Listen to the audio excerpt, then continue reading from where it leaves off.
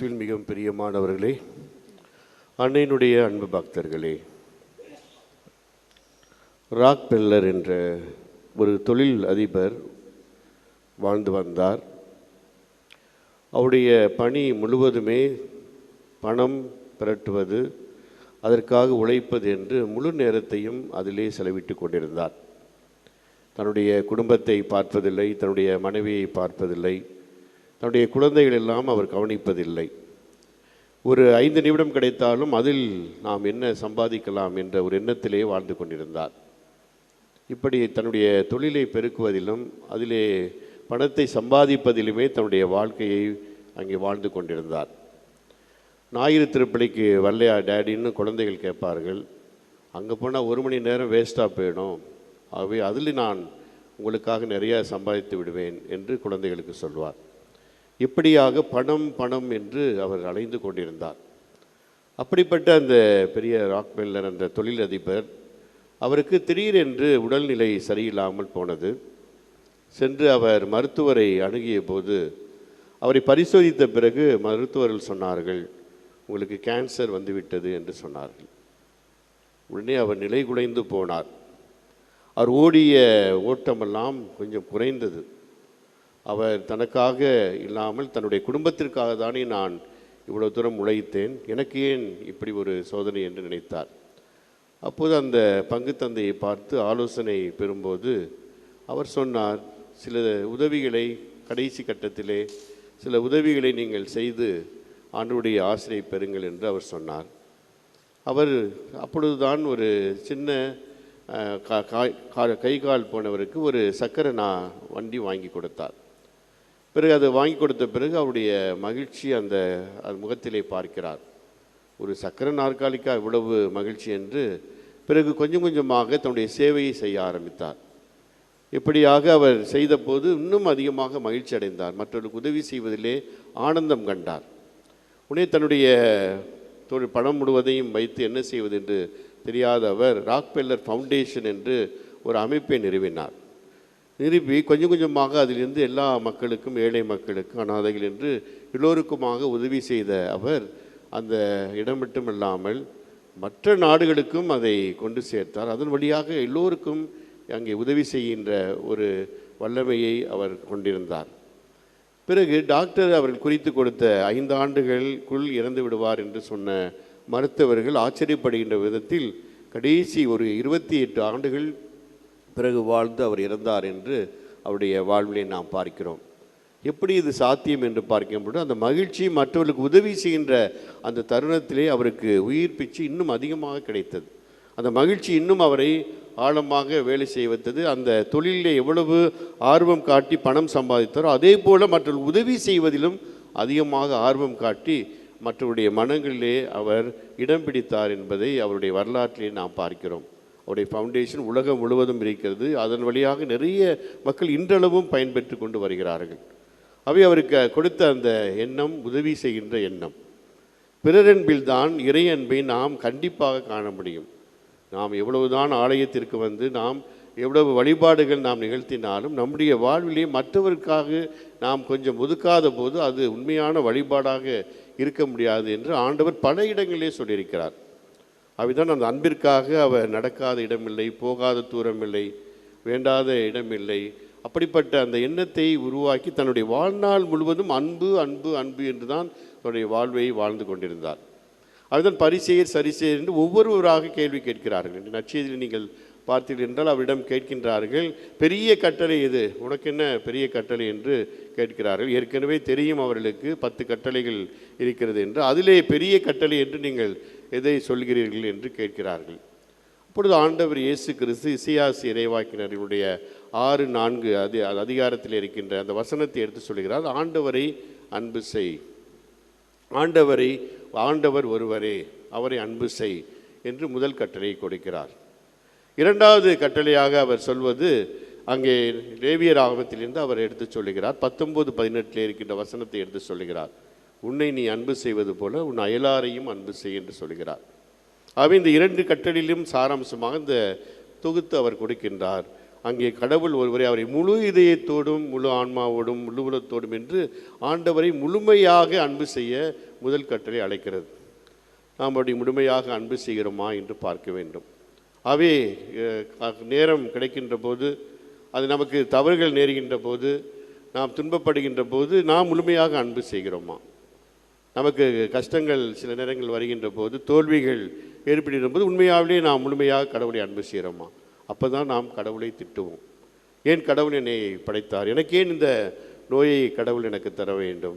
எனக்கு ஏன் இந்த சங்கடத்தை தர வேண்டும்? எனக்கு ஏன் அவர்கள் துரோகம் செய்ய வேண்டும் என்று நாம் நம்மை அங்கே வசைப்பாடுகின்ற நேரத்தை பார்க்கலாம். முழுமையான அன்பு நம்மிடம் இருக்காத போது கடவுள் அன்பு எப்படி நமக்கு கிடைக்கும்? நமக்கு சந்தர்ப்ப சூழ்நிலை, நம்முடைய சுயநலத்திலே நாம் பல நேரங்களிலே கடவுளை அன்பு செய்கிறோம். கடவுள் என்னமோ வியாபாரி போலவும், இதை கொடுத்தால் எனக்கு அதை தாங்க, அதை கொடுத்தால் எனக்கு இதை தாங்க என்று பேரம் பேசுகின்ற கடவுளாக நாம் பார்க்கக்கூடாது. கடவுள் எதற்காக நாம் ஜெபிக்கிறோம்? முழுமையாக அவரை போற்றவும் புகழ மட்டும்தான். அதை தவிர நாம் எதுவும் ஆண்டவரிடத்திலே எதிர்பார்க்கக்கூடாது. நாம் கடவுளிடத்திலே அன்பு செய்கின்ற போது, கடவுளை முழுமையாக அன்பு செய்கின்ற போது கடவுள் கண்டிப்பாக நம்மை அன்பு செய்வார் என்பதை நாம் குறிக்கோளாக கொள்ள வேண்டும். இரண்டாவது கட்டளை என்று சொல்லும்போது இறையன்பில், பிறரன்பில் தான் இறையன்பினுடைய சாரம்சம் அமைந்திருக்கிறது. பிறரன்பு ஆகவே நாணயத்துடைய இரு பக்கங்களாக நீங்கள் பார்க்க வேண்டும். கடவுள் அன்பு ஒரு பக்கம் இருக்கும் என்றால் மற்றவருடைய பிறர் அன்பும் மற்றவிடம் இருக்க வேண்டும். அது நம்முடைய குடும்பங்களிலே மற்றவிடம் இருக்கிறதா என்று பார்க்க வேண்டும். பூமி திறந்து கிடக்கிறது, ஆனால் மனிதனுடைய மனங்கள் இன்னும் பூட்டியே இருக்கிறது. அன்பு செய்வதற்கு அங்கே நிறைய சேவைகள் செய்வதற்கு நிறைய காரியங்கள் இருக்கிறது. அதை நாம் செய்கிறோமா என்று பார்க்க வேண்டும். அன்னை தெரசால் லிவிங் செயின்ட் என்று வாழுகின்ற போதே அதை செய்து காட்டினார். தொழுநோயை தொடுவதற்கு கூட அவருக்கு அருவருப்பாகத்தான் இருந்தது. இருந்தாலும் அதையும் செய்து காட்டினாள். காரணம், அன்பு செய்தார். பிறரை, கடவுளை முழுமையாக அன்பு செய்ததனால்தான் அந்த தொழுநோயையும் தொட்டு குணப்படுத்துகிறார். அவர்களுக்கு சேவை செய்கின்றார். எங்கெல்லாம் உதவி தேவைப்பட்டதோ அங்கே ஓடி சென்று உதவி செய்கின்றார். ஆவிதான் அன்னையை இன்னும் நாம் அன்று வாழுகின்ற போதே அன்னையை நாம் புனிதையாக நாம் பாவித்தோம். அப்படிப்பட்ட முழுமையான அன்பு என்று கடவுளிடம் நமக்கு வருகிறதோ அப்பொழுதுதான் இது போன்ற சேவைகள் நம்மிடம் புறப்படும் என்பதை அருமையானவர்களை நாம் புரிந்து கொள்ள வேண்டும். அதுதான் பிறரன்பிலே இறையன்பை காண நாம் அழைக்கப்பட்டிருக்கிறோம். பல நேரங்களில் இந்த அன்பானது அங்கே கேள்வி கூத்தாக மாறிவிடுகிறது. நீ இது செய்தால் நான் அது செய்வேன் என்ற ஒரு எண்ணத்திலே குழந்தைகளை வளர்ப்பது கூட ஒரு சுயநலத்திலே வளர்ப்பதை பார்க்கிறோம். உன்னை நான் எதுக்காக வளர்க்குறேன்னா, பின்னால் எனக்கு கஞ்சிகா ஊற்ற வேண்டும் என்பதற்காக, என்னை நீ பார்த்து கொள்ள வேண்டும் என்பதற்காக தான் நிறைய பெற்றோர்கள் சொல்வார்கள். இவன் எங்கே என்னை பின்னால் பார்த்துக்க போகிறான், இவள் எங்கே என்னை கண்டுக்க போகிறாங்க என்று சொல்லுகின்ற எண்ணம் அது தவறானது. நம்முடைய கடமை, திருச்சபை என்ன சொல்லிட்டு இப்போ உண்மையான அந்த கிறிஸ்தவ பொறுப்பாளர்கள் பெற்றோர்களுக்கு சொல்கின்ற அறிவுரையிலே குழந்தைகளை பெற்று வளர்க்க வேண்டும், அவர்களுக்கு கல்வியை கொடுக்க வேண்டும், முழுமையான கல்வியை அவர்களுக்கு அவர்களுக்குரிய கடமையை நாம் செய்ய வேண்டும். அவர்தான் உண்மையான கிறிஸ்தவர்களாக இருக்க முடியும். அதுதான் நம்முடைய திருச்சபை போதனையும் அதுதான். குழந்தைகளை பெற்றால் மட்டும் போதாது, அவர்களை நல்வழியில் வளர்க்க வேண்டும் என்றும் சொல்லப்படுகிறது. ஆனால் எதிர்பார்ப்போடு வளர்க்கின்ற சில பெற்றோர்களை நாம் பார்க்கிறோம். இவர்கள் பிறந்து வளர்ந்து நமக்கு என்ன செய்வார்கள், அவர்கள் நன்றாக இருந்தால் போதும் என்ற எண்ணத்தையும் நாம் வளர்த்து கொள்ள வேண்டும். எதிர்பார்க்கின்ற ஒரு எண்ணத்தை நாம் அங்கே மறுக்க வேண்டும். ஆனால் அதற்கு அடுத்ததாக நாம் பார்க்கின்ற போது அன்பு என்பது ஏதோ குறுகிய வட்டத்தில் மற்றவருக்கு உதவி செய்வது மட்டும்தான் அன்பு என்று நாம் அங்கே நமக்குள் குறுக்கிக் கொள்கிறோம். அன்பு என்பது இன்னும் அதையும் தாண்டியது. உயிர்களை நேசிக்க வேண்டும், பிற மிருகங்களையும் நாம் நேசிக்க வேண்டும், அங்கே விலங்குகளையும் நாம் நேசிக்க வேண்டும், அதனையும் அன்பு செய்ய வேண்டும். நிறைய நீங்கள் பார்க்குறீங்க, யூடியூப் போன்றவற்றெல்லாம் பார்க்கும்போது அந்த வளர்க்கின்ற அந்த நாய்கள், பெட் டாக்ஸ்லாம் பார்த்தீங்கன்னா இறந்த பிறகு அந்த தன்னுடைய வளர்த்த அந்த நண்பரை பார்த்து எவ்வளவு குலைக்கிறது, அவர்களை பார்த்து அங்கே அந்த பாடிக்கு புதைப்பதற்கு கூட அது அனுமதிப்பதில்லை. அவ்வளோ தூரம் அதுவும் சேர்ந்து அவரோடு கஷ்டப்படுவதை நீங்கள் பல வீடியோவில் பார்த்துருப்பீங்க. சாதாரண உயிரினத்திற்கு அன்பு செய்தால் கூட அது நம்மை அன்பு செய்கிறது. மனிதர்களுக்கு இல்லாத அந்த அன்பு கூட அந்த உயிரினத்தில் இருப்பதை நாம் பார்க்கிறோம். மற்ற மிருகங்களை, உயிரினங்களை நாம் அன்பு செய்ய வேண்டும், அதை வதைக்கக்கூடாது. அதை அன்பு செய்வதற்கு நாம் தயாராக இருக்கிறோமா என்றும் நாம் கேட்டு பார்க்கிறோம். பிறரன்பு என்பது அது மட்டுமல்ல, இயற்கையை நாம் பேண வேண்டும். பாருங்கள், இந்த ஜூன் மாதம் துவங்கிவிட்டது, பள்ளிகள் இன்னும் தள்ளி போய்விட்டன, தள்ளி போய் இன்னும் வெயில் அடிக்கிறது என்றால் காரணம் நமக்கு இயற்கையை நாம் பாதுகாக்கவில்லை. பிளாஸ்டிக் பொருட்களை பயன்படுத்துவதும், இங்கே வேலை நகரில் வரோம், எல்லா இடங்களையும் பார்க்கின்ற போது அந்த பிளாஸ்டிக் பொருளை அங்கங்கே தூக்கி போட்டு வருது. யார் எப்படி போனால் என்ன அப்படிங்கிற மாதிரி போட்டுட்டு வருது. இது போன்ற செயல்களில் நாமும் செய்கிறோம், நம்ம அறியாமலே செய்கிறோம். ஷாம்பு போட்டுட்டு அங்கே போட்டு தூக்கி எறிகிறது அந்த பாக்கெட்டை. நீங்கள்லாம் இப்போ வெளிநாடுகள், நம்முடைய அண்டை மாநிலமான கேரளா நண்பர்களை நீங்கள் கேட்டு பார்க்கலாம். அங்கெல்லாம் பார்த்தீங்கன்னா எங்கேயுமே பிளாஸ்டிக் பொருளை பார்க்க முடியவில்லை. அங்கே எங்கேயாவது ஷாம்பு பாக்கெட்டை பார்க்க முடியவில்லை. இயற்கையை பேணுகிறார்கள். அது கருவேல மரம் அங்கே எங்கேயாவது நீங்கள் பார்த்துருக்கீங்களா? கேரளாவுக்கு போன பிறகு அங்கே எங்கேயும் நீங்கள் பார்க்க முடியாது. குழந்தைகளுக்கு சொல்லித் தருகிறார், கருவேல மரம் வளர்ந்து விட்டால் அது பிடுங்கி எரி என்று சொல்வார்கள்.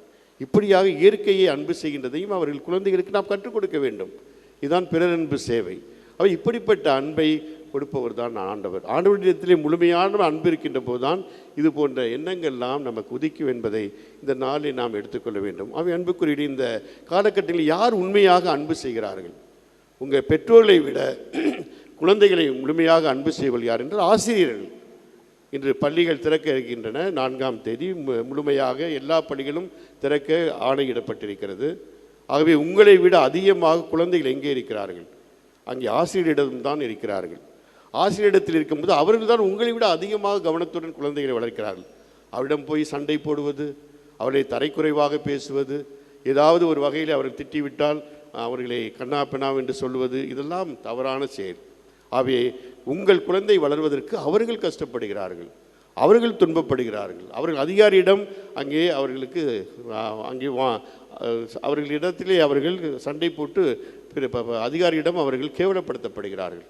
அவை அன்புக்குறியிலே நாம் அவர்களையும் அன்பு செய்ய வேண்டும். நம்முடைய குழந்தைகளை வளர்ப்பதிலே உங்களுடைய பங்கு எப்படி இருக்கிறதோ அதே போல் உங்கள் குழந்தைகளை படிப்பு சொல்லிக் கொடுக்கின்ற அந்த ஆசிரியர்களையும் அன்பு செய்ய நீங்கள் கடமைப்பட்டிருக்க. அவர்கள் எந்த எதிர்பார்ப்பும் அவர்கள் எதிர்பார்ப்பதில்லை. இந்த குழந்தை பெரியவனாக வேண்டும், அவன் கலெக்டராக வேண்டும், அவன் பெரிய டாக்டராக வேண்டும் என்று உங்கள் விலை அவர்கள்தான் மகிழ்ச்சி அடைவார்கள். தன்னுடைய பிள்ளை எப்படி போனாலும் கூட அவர் கவலைப்பட மாட்டார்கள். மற்ற குழந்தை, என்னிடம் படித்த குழந்தைகள் அதிகமாக, அதுதான் இந்த பிறரன்பு சேவையிலே வருகின்ற ஒரு எண்ணமாக நான் பார்க்கிறேன். அவை அன்புக்குரிய இந்த நாளிலே நாம் சிறப்பாக ஜெபிப்போம். யாருக்கெல்லாம் அன்பு தேவைப்படுகிறதோ அவர்களுக்கெல்லாம் இறைவன் நம்மை ஒரு கருவியாக பயன்படுத்துகிறார், சமாதான தூதர்களாக நம்மை அனுப்புகிறார். அப்படிப்பட்ட அன்பை நாம் விதைக்க தயாராக இருக்க வேண்டும். சில இடங்களிலே வேலை செய்கின்ற போது தனக்கு தெரிந்ததை கூட மற்றவர்களுக்கு சொல்லித்தர மாட்டார்கள். அவன் தெரிந்து கொண்டால் என்ன செய்வான்? அவை இந்த வேலையை செய்து தர மாட்டேன், சொல்லித்தர மாட்டேன் என்று அவனை போட்டு காக்க வைத்து அவனை கஷ்டப்படுத்தி பிறகு அது சொல்லிக் கொடுப்பார்கள். இதெல்லாம் தவறான செயல். இதுதான் அன்பு செயலிலே அது தவறான செயல். எதிர்பார்ப்பு இல்லாமல், எந்த பிரதிபலனும் இல்லாமல் செய்கின்ற அன்பை தான் ஆண்டவர் உங்களிடத்திலும் என்னிடத்திலும் என்று எதிர்பார்க்கிறார். அப்படிப்பட்ட அன்பை நான் கொடுக்க தயாராக இருக்கிறேனா? தாயன்பு அதற்கு ஈடாக நாம் சொல்லலாம். அதே அன்பு தான் இறைவனுடைய அன்பும். அப்படிப்பட்ட அன்பை நம்முடைய வாழ்வாக்கி வாழ ஆண்டவரிடத்திலே கேட்டு, ஆண்டவருடைய ஆசிரியை கேட்டு விரும்புவோம். ஆமீன்.